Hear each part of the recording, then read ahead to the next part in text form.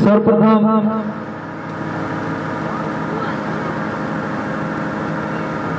भगवानों के भगवान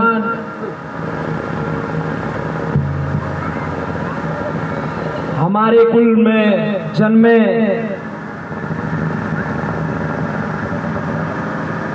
यूं कहें उनके कुल में हम जन्मे हैं। ये हमारा सौभाग्य है। भगवानों के भगवान महाराजा गोहराज प्रसाद जी के इस जयंती समारोह में व भगवान महर्षि कश्यप जी की जयंती के समारोह में महाराजा गोहराज प्रसाद व महर्षि कश्यप जी के चरणों में श्रद्धा सुमन अर्पित करते हुए साथ ही साथ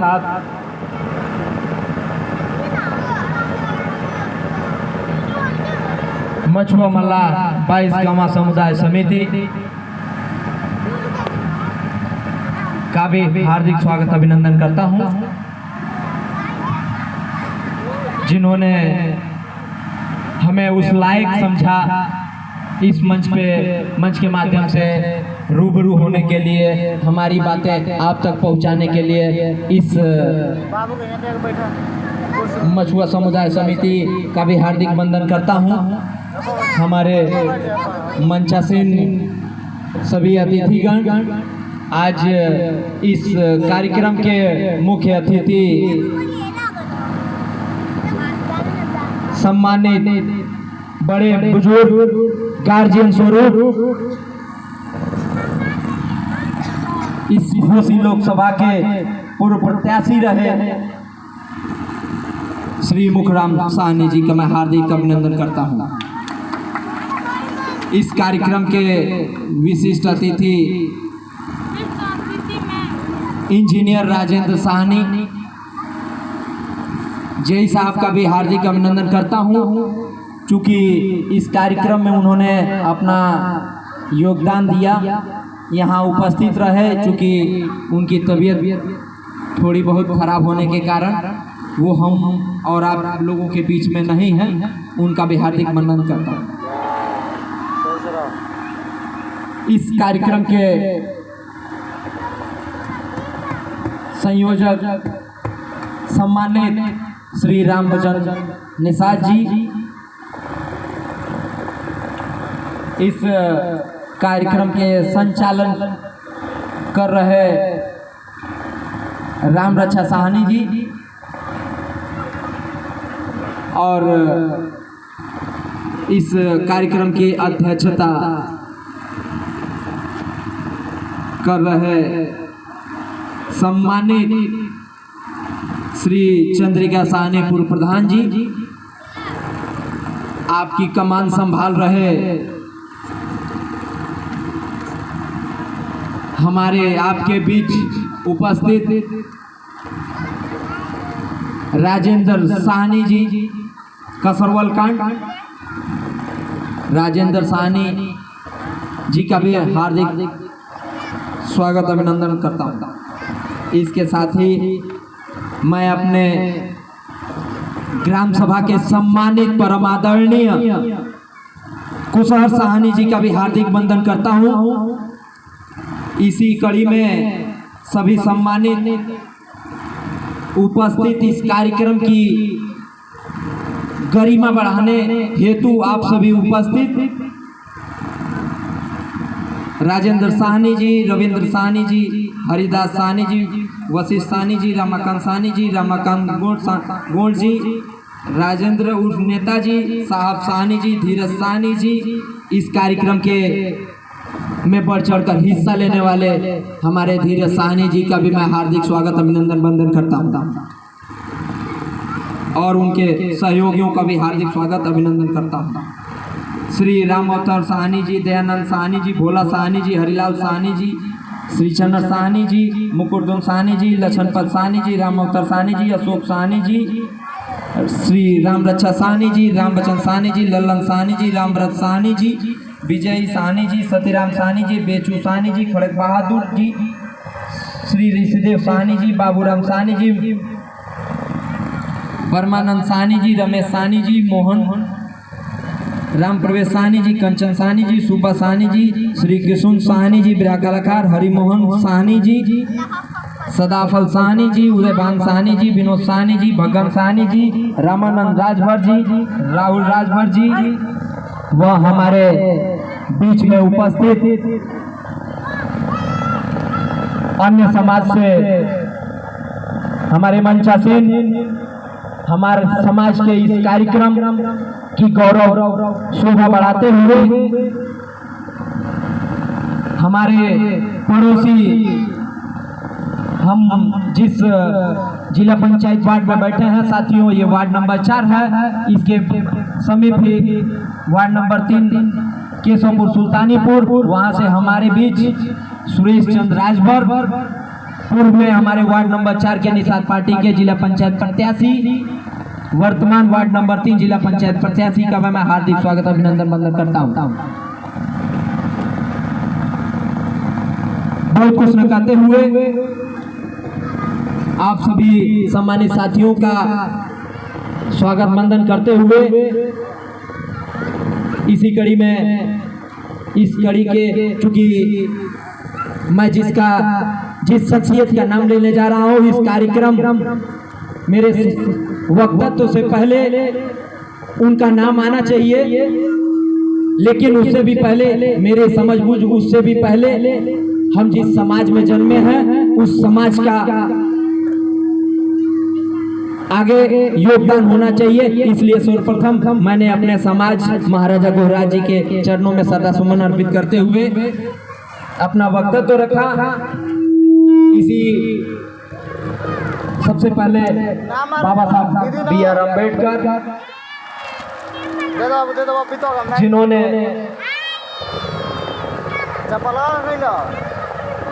हमको आपको उस लायक बनाया। हमारे यहीं पे चाचा शायद उपस्थित हैं, वशिष्ठ साहनी जी। चूंकि हमको लगता है बगल वाले गांव लखनऊ बांकेपुर से थे, उनका वक्तव्य तो था कि बाबा साहब भीमराव अम्बेडकर की जयंती मनती है, उन चमार भाइयों से सीखिए। मैं उनका भी हार्दिक स्वागत वंदन करता हूँ। क्यों कि साथियों आने वाली 14 तारीख को एक हमारे चमार भाई एक जयंती मनाएंगे। उस जयंती को भी मैं आप सभी लोगों को, आप सभी से आग्रह करूंगा, आप सभी अपने बच्चों को साथ ले जाकर उस जयंती का हिस्सा बनिएगा। मैं क्यों कह रहा हूं? क्योंकि उनसे सीखने की जरूरत है हमें। वो जब जयंती मनाते हैं उनके समाज का सैलाब उतरता है, देखने को मिलता है।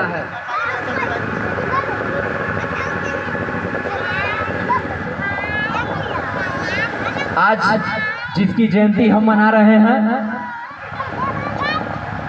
मर्यादा पुरुषोत्तम भगवान श्री राम के बाल सखा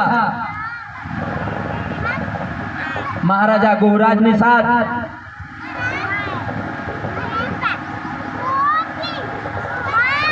भगवानों के भगवान हैं। क्योंकि आने वाली राजनीति में और बीती हुई राजनीति में आपने भगवान श्री राम की बहुत सी कथाएं, बहुत सी बातें सुनी। भगवान श्री राम के नाम पे देश प्रदेश में सरकार चल रही है। तो उस भगवान श्री राम की नैया पार करने वाले महाराजा गोहराज निषाद जी के हम वंशज हैं। आप सभी ग्रामवासियों से मेरा विनती है, भविष्य में कभी भी महाराजा गोहराज निषाद जी की जयंती का कार्यक्रम या फिर सामाजिक कोई भी कार्यक्रम हो उसमें बढ़ चढ़कर हिस्सा लें। क्योंकि मर्यादा पुरुषोत्तम भगवान श्री राम और महाराजा गोहराज निषाद जी की दोस्ती, मित्रता, उस मित्रता ने सिखाया। भगवान श्री राम भी उनके कुल वंशजों, उनके पूर्वजों के खून खानदान नहीं थे, लेकिन उन्होंने अपने मित्रता को आगे बढ़ाया। यहाँ हम और आप अपने भाई बहनों और अपने खून खानदान को आगे बढ़ाने में नहीं लगे हुए हैं। इससे हमें सीखने की जरूरत है।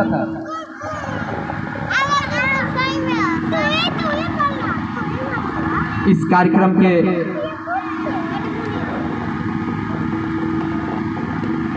कार्यक्रम में बढ़ चढ़कर हिस्सा लेने के लिए व देने के लिए राजेंद्र साहनी जी उर्फ नेताजी से मैं पुनः आग्रह करूंगा, नौजवानों को बोलने का मौका दें। समय बहुत है, सभी लोग इस कार्यक्रम के लिए आए हुए हैं। हम भी किसी नौजवान बड़े बुजुर्गों से सीखते हैं कैसे बोलना चाहिए, कैसे नहीं बोलना चाहिए, टूटी फूटी भाषाओं में सीखते हैं। शायद कोई हमको भी देखकर सीख जाए।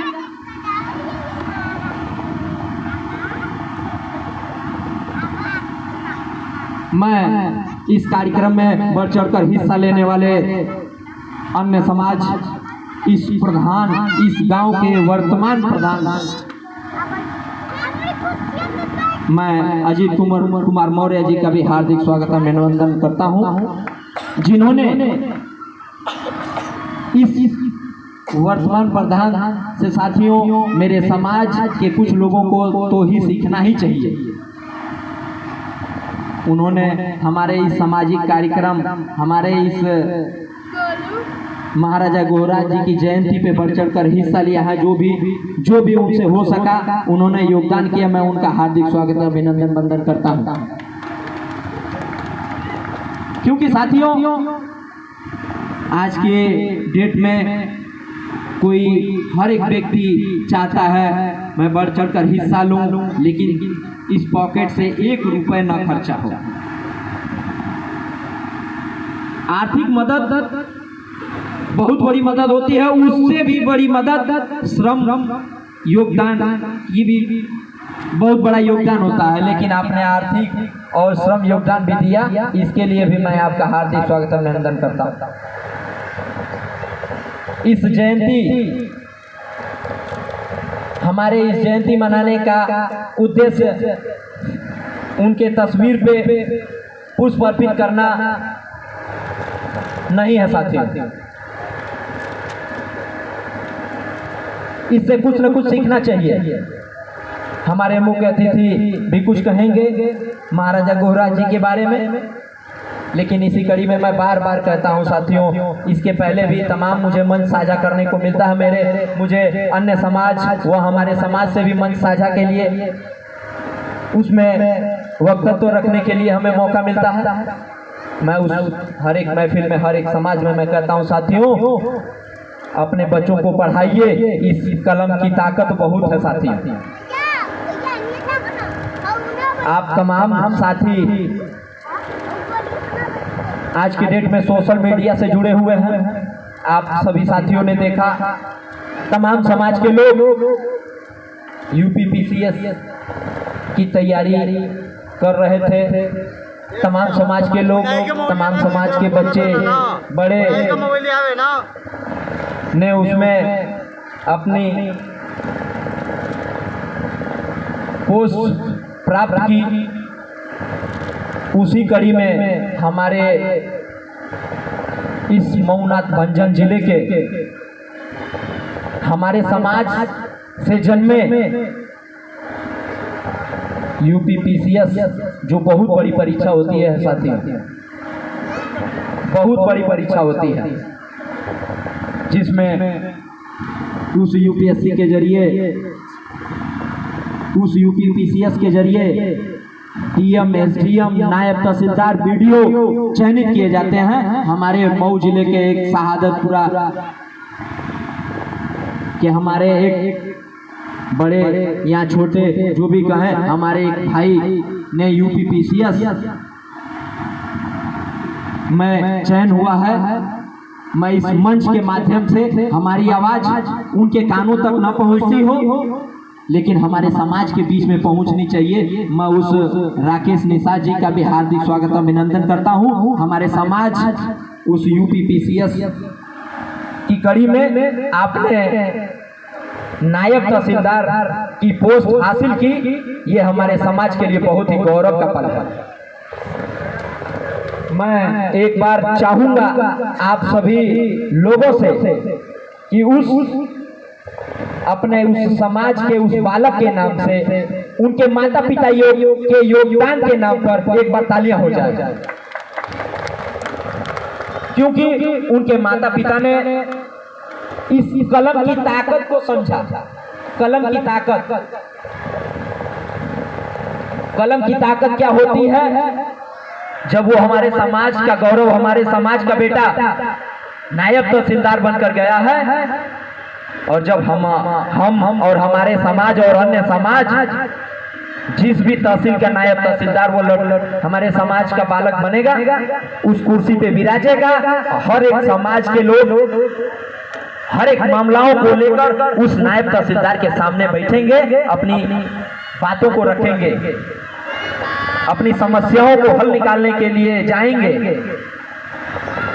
तो साथियों, मैं आप बड़े बुजुर्गों से कहूंगा, जो कुछ भी कर रहे हैं, आप मछली मार रहे हैं, देश विदेश कमा रहे हैं, खा रहे हैं, जो भी परिवार चल रहा है, उस परिवार को चलाते चलाते आप अपने बच्चों को पढ़ाने का काम करें, क्योंकि जरूरी नहीं कि आज वो हमारे समाज का गौरव, वो बालक यूपीपीसीएस में चयनित होता है तो हमको भी वही पोस्ट चाहिए, टारगेट निशाना होना चाहिए। लेकिन तमाम ऐसी पोस्टें हैं, आपकी जितनी आर्थिक व्यवस्था है उस व्यवस्था में बढ़ चढ़कर अपने बच्चों को पढ़ाइए, लिखाइए, ताकि वो बच्चा किसी एक सम्मानित पोस्ट पर जा सके। मैं अपने मुख्य अतिथि के सामने ये बात कहने में मुझे तो बहुत ही कष्ट होता है।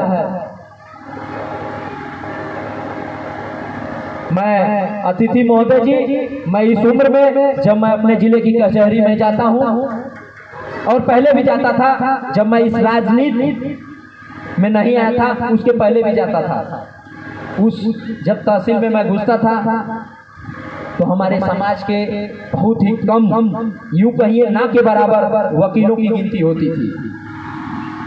और हमारे ही समाज में ही हमारे तमाम पिछड़े समाज, राजभर समाज से भी बहुत पिछड़े, बहुत कम लोग वहां तक पहुंचते थे। लेकिन आज जैसे समय बढ़ता जा रहा है, हमारे समाज के लोग अपने बच्चों को पढ़ा लिखा कर आगे बढ़ा रहे हैं।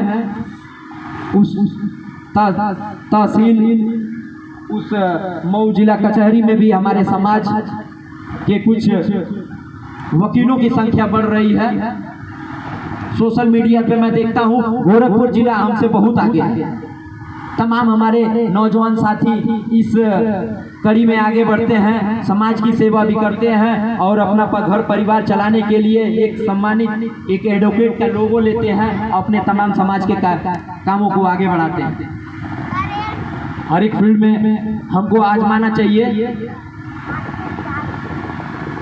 बहुत जल्द ही मैं आप सभी लोगों को बता दूं, बहुत जल्द ही हमारी एलएलबी की शिक्षा यानी वकालत की शिक्षा बहुत ही जल्द कंप्लीट होने जा रही है साथियों। अगले साल ही आपका ये बालक इस मंच से हो सकता हो, जब अगला जो कार्यक्रम होगा 1 साल के 1.5 साल के बाद हमारे नाम के आगे एडवोकेट भी लगाया जाएगा। तो ये कहीं न कहीं ये हमारे पूर्वजों, बड़े बुजुर्गों का योगदान है, जिन्होंने हमें पढ़ा लिखा कर उस तरीके से हम बनाया, वो व्यवस्था दी हमें, हम पढ़ लिख कर उस लायक हुए।